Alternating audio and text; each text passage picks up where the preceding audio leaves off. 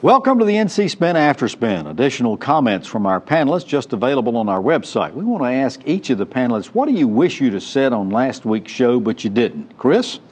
Well, we talked about the election. A lot of people. We didn't say much about Anthony Fox, the former mayor of Charlotte, who's now the U.S. Department of Transportation Secretary. Interestingly, people thought he would be a challenger against Richard Burr. The Democrats still don't have a challenger.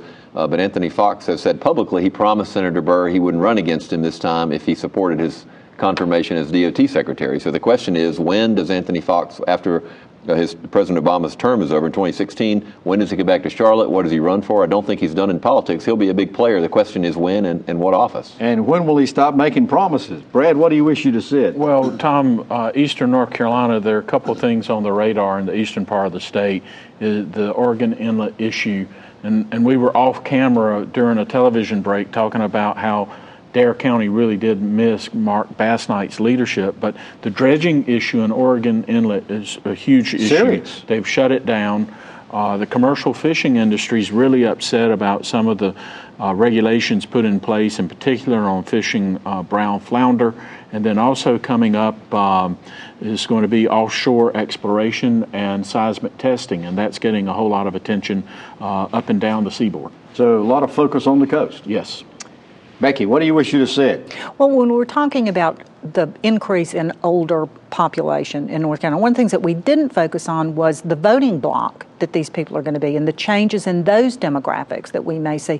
The older folks tend to vote more regularly, and the issues that are important to them are different than 17-year-olds. And don't they tend to be more conservative as they get older? I think they do. Yeah, so, that's another aspect of this. As our population is getting older, the voting bloc is going to get older, and so decisions in public policy in North Carolina and candidates may very well get older as well. Oh, we may see some older candidates running for office.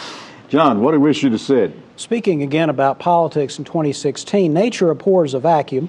Politics is a natural activity for human beings, so I do not think Democrats will end up foregoing a challenge against Richard Burr. I think what will happen is all the major candidates people talk about won't run, and I actually think one of those rising stars or so that Brad was mentioning earlier might actually run for the Senate in 2016, not expecting to win, but expecting to make a splash. Name recognition. Yeah, assuming that people don't, there's not going to be a high expectations. They're not going to disappoint people if they don't beat Richard Burr. I think they're going to try to make a good impression. So they won't have the L? I don't think so. Yeah.